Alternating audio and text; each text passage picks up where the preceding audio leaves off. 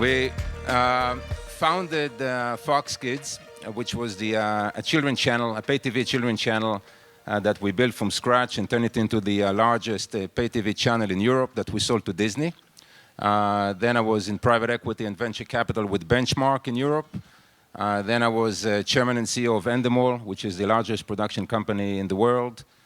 Shows like Big Brother, Yossi's Favorite, Deal or No Deal, 1 versus 100, Extreme Makeover, Home Edition, and about 10,000 shows per year, some of which are actually good. Since I left Endemol, I've been investing in digital media companies. One of them I'm going to talk about today. Ladies and gentlemen, I present to you Ynon Kreiz.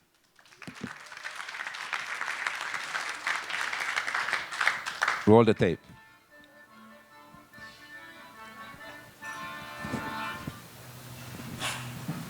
So, thank you. We're here to talk about one of the most interesting phenomena that is affecting the global content industry, which is the emergence of online video content. Taking a step back a little bit, if you look what happened in the early days of television, there used to be 3, 4, 5 television channels or networks in the early days. That was a broadcast, based on broadcast technology. Then new technology came on board, which was cable technology, analog technology, where you went from 3, 4, 5 channels to 30, 40, 50 analog cable channels. And then new technology came about that was digital cable, digital satellite. And then the number of channels went from 30, 40, 50 to 300, 400, 500. And guess what? There's a whole new revolution that is happening all over again, driven by online technology. And what that means is now content can be delivered online in a manner that has never been possible before in terms of the ability to reach people all over the world in real time through multiple devices, via mobile, web, via tablets, smart TV, and the like. And this is really changing the way people consume content. And what is particularly important about this technology is that it actually provides the perfect solution for the advertising industry. If you ask yourself, what is the holy grail of advertising? It is targeted reach, right? This is the dream of every advertiser, to be able to reach exactly the person they're aiming at, engagement, and measurement. None of these are actually taking place in an efficient way in regular television as we know it. Whereas in online technology, you bang on, and you're able to optimize each of these parameters. So what we think is that within a matter of years, online distribution technology will become as important as television. It will be a way that people consume content. It will not replace television. I personally believe that television is here to stay, but it will become a whole new medium, a whole new genre of content that people consume, mostly on the go, but not just. Also on smart TV, in the most comfortable room in the house, in the largest screen in the house, in the best monitor in the house. But while technology is driving all these changes, what is making it actually happening is what people actually consume, which is content, because people do not consume technology, they consume what they actually watch. And this is the interesting part. And this is where a company like Maker is coming into play. Maker is the largest multi-channel network of online video in the world. And what that means today is largely play on YouTube, where YouTube is in the old days, YouTube would be the cable network, Maker would be the content platform. The company produces, acquires, aggregates content, and repurposes it for distribution on YouTube or on online platforms, with the ability to drive traffic, promote and cross-promote it, and rise above the noise level. Because as we sit here, every minute, there are 100 hours being uploaded on YouTube. 100 hours being uploaded on YouTube every single minute. So there's so much content. It's an avalanche of new creativity, new content that's being added to the sphere every single day, every single hour, every single minute. The question is, how do you actually consume it? How do you get to be seen? How do you get to market it and promote it? So I'm going to give you another glimpse of Maker. Before you saw the kind of bit of a mood, the people behind Maker. And here's a little bit about the programming that we make. Roll the clip. So what is unique, what is special about the entertainment industry is the ability to find the talent, the people that make the hits, for television, film, and especially hard for YouTube because there's so much of it. So our role in the ecosystem is to identify the talent, work with them, and turn them into mega hits and reach the millions, tens of millions, hundreds of millions all over the world that consume content and push them above the rest of the other suppliers. And we achieve that by joining a network which today spans over 220 million people that subscribe to our channels and a total of over 3 billion video views per month. Over 3 billion views a month. So this is over 100 million a day that people consume and watch because we can push and promote it. But what's really interesting about this space is that many of the talent are people that otherwise would be completely unknown, that came from nowhere. And you ask yourself, how did it actually happen? How do you actually push the people to become visible and known? So there are many examples. We have one channel out of Sweden where the guy broadcasts from his bedroom and generates 150 million views a month. There's another talent that we have that used to work at Best Buy that we identified as a really funny comedian. We brought him to our studios. We produced his show, and he's making 120 million video views a month. There's another example, and this I want to show you in a minute, of two comedians that were unemployed, came to our company. We funded them to produce a very simple show that was based on a phenomena that used to take place in New York in the 70s, which is the rap battles. Rappers used to kind of compete and sing against each other.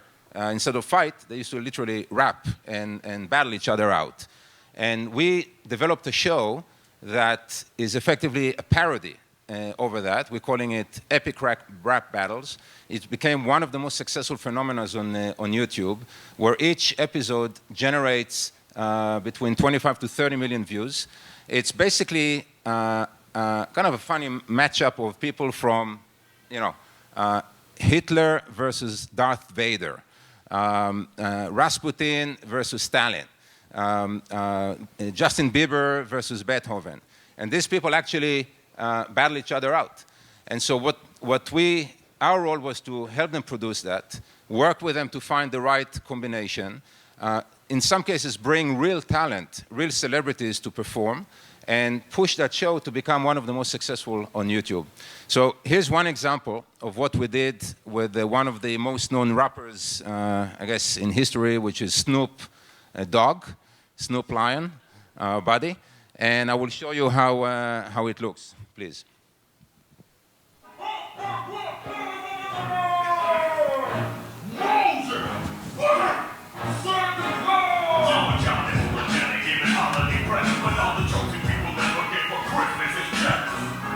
When I was high upon the mountain, God revealed the truth of the earth, but he never mentioned a fat ass Papa Smurf.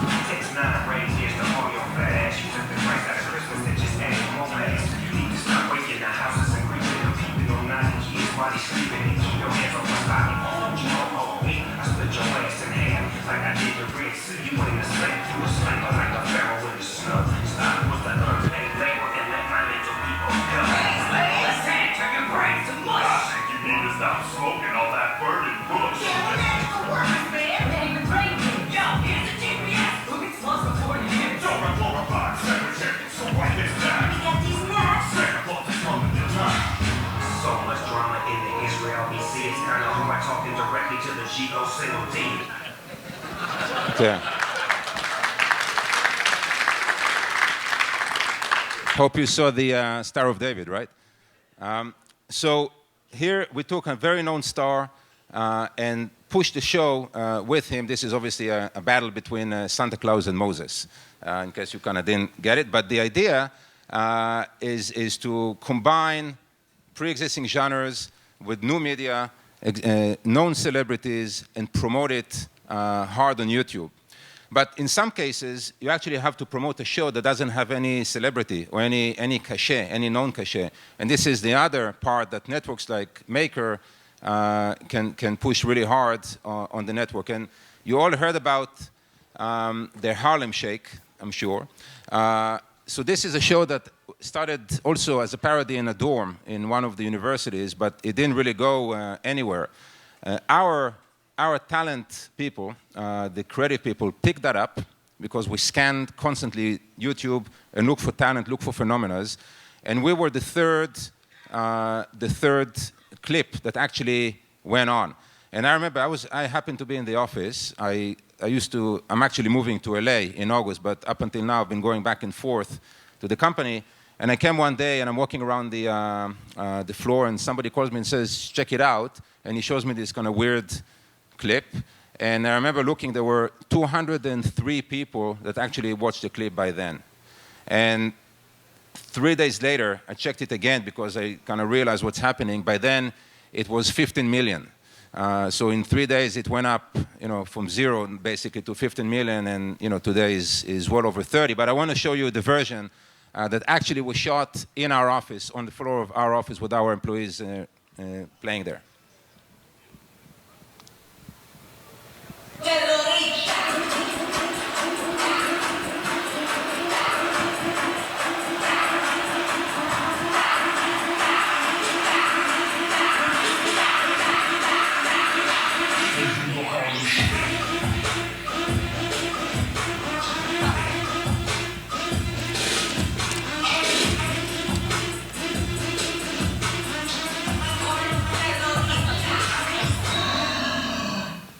Yeah, guess what? 35 million views for this thing.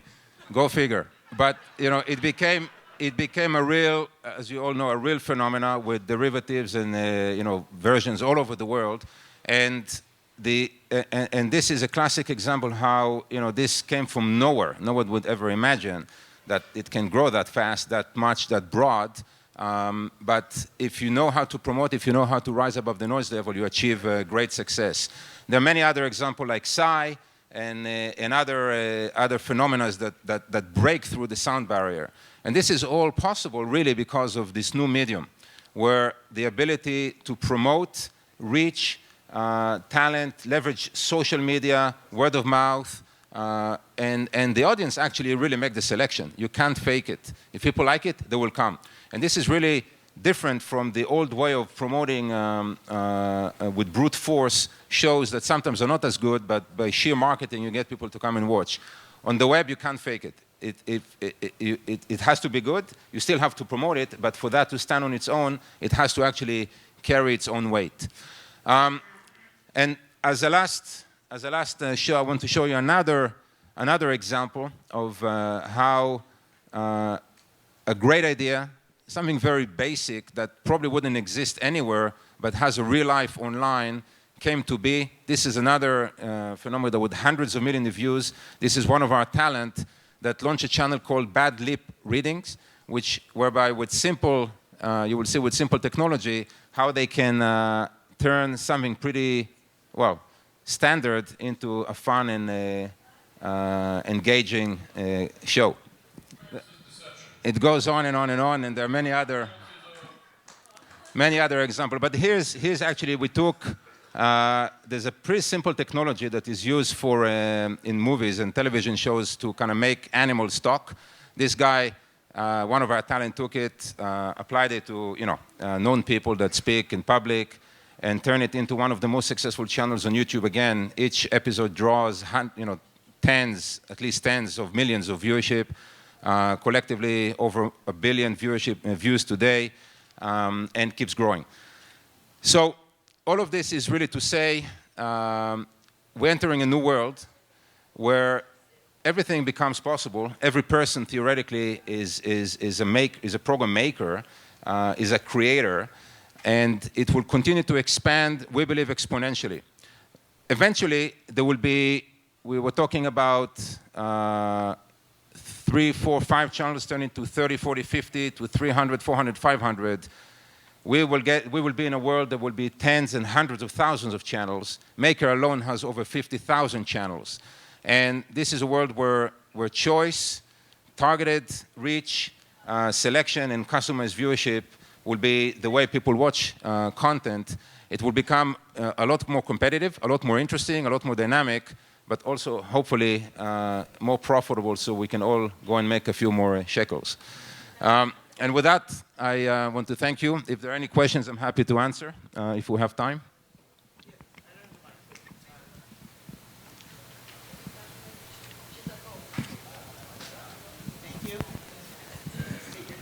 Hi there, my name is Gary Rubenstein.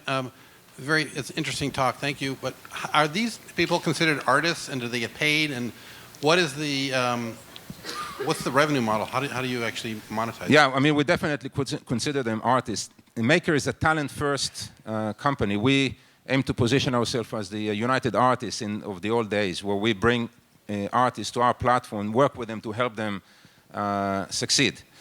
And the model today on YouTube is a simple advertising revenue model, where YouTube takes a cut, we share our revenue with the artist, and some of the successful ones actually can get to a few millions a year, depending on the reach. But it's a real sustainable model that is growing very fast. Yeah. You and state your name. Hi, my name is Frank Williams, and as you all know, the browsers are becoming more complex and they're adding extensions. How do you see the ad blocks on, let's say, Google Chrome and all these and Mozilla Fox? How is that going to affect the business model? I think, well, the question, I would connect this to advertising. And I think eventually we talked about why online distribution is so key to advertising with the holy grail of targeted reach, engagement, and measurement. I think the next frontier would be contextual advertising, where today it's still not there. Obviously, you have the ability to reach a consumer, but if you run advertising on YouTube, it's still a bit random. So the advertising may not be connected to what you actually watch. I believe this is the next frontier. In my view, there will be new technologies that will match much more efficiently and perfectly the content to the consumer and to the advertising that is running on it. And the browsers may play a role in it. Hi, Ynon. Ronan Olshansky. I run a collaborative workspace and incubator in town called Cross Campus. We have a couple of MCNs, and I'm thinking about investing in one of them, and I'm kind of having a hard time because I don't want to invest in content, but the entrepreneur is telling me there's a platform play, it's not a content play. So how do you evaluate some of the upstart MCNs, and are you guys going to be looking to maybe acquire some in the future? MCN is a multi-channel network. That's a derivative word for that, or abbreviated word for that. I think right now, as early as the industry is, there's already a gap between the big ones and the rest of the crowd. I think it will be hard to catch those that broke away. As you know, there are probably 3 main ones today between Maker, there's Machinima, and Fullscreen. These are the 3 networks. They each have a different angle onto the market. Some of the multi-channel networks are trying to become a service provider. Others are ad networks. In our case, we see ourselves as a content platform that works with artists, and each of them has a different angle. We combine original production that we fund ourselves with third party that come to our network, and because of the scale, everybody benefits. So that's our model. There are different ways to do that. I personally believe that the winners will be those that can match the content best to the platform. As I said earlier, what is unique here, this is not supposed to replace television.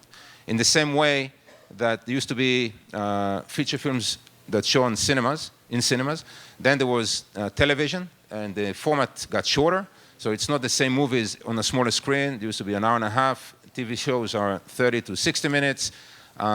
online content is yet shorter, different devices for consumption. So it doesn't replace television, but it creates a whole new industry, a whole new genre, a whole new medium that leverages the platform and the ability that the content is being run. So long answer to say, there's no one model, and you have to pick your battles to be successful there. Please. Have you been approached, or is it part of the overall vision to adapt any of your concepts or projects to television or actual film? Good question. The answer is, the question was whether we've been looking to adapt our content for television or film. So some talent has already made a crossover.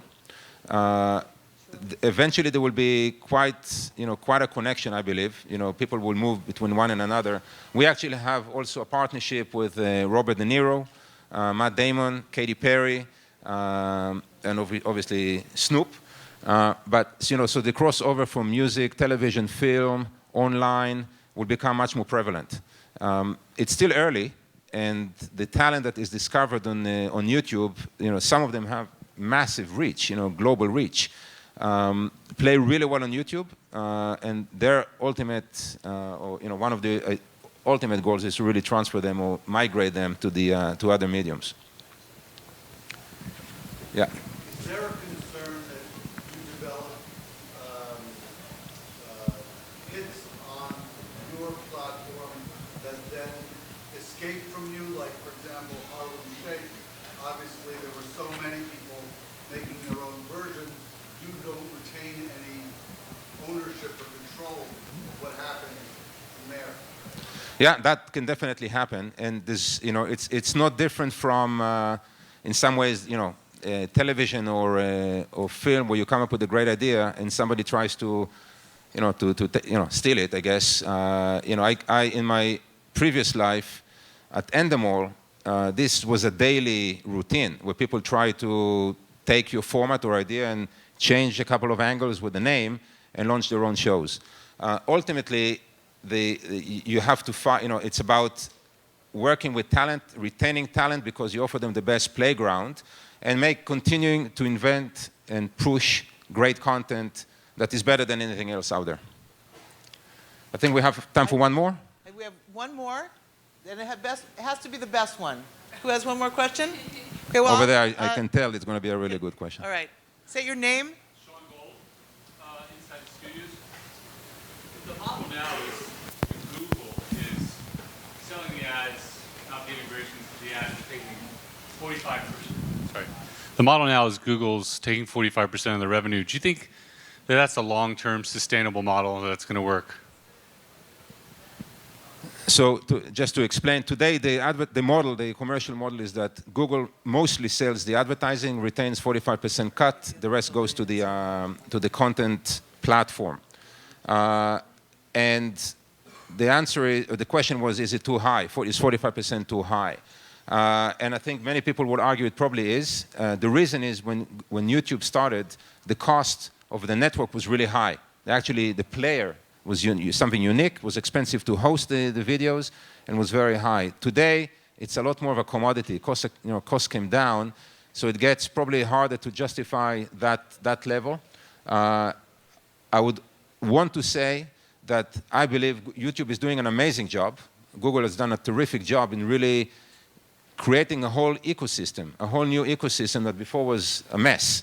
And by putting great engineers, great product development, great advertising, and selling it with a sales force of 12,000 salespeople all over the world, turned YouTube into an industry. So they've done a great job, and they deserve all the credit for putting the industry where it is today. Where it's heading in the future, hard to tell. Whether competition will come in and drop the cut, and YouTube may have to adjust, but can't tell you more than that. Ynon, it is such a delight to have you here. Do we want Ynon back next year? We'd love to and also welcome to moving to California. Thank you. We will be feeding you all sorts of ideas here because you're a magic maker, you're a king maker, and congratulations on what you're about to do with Maker Studios. Thank you.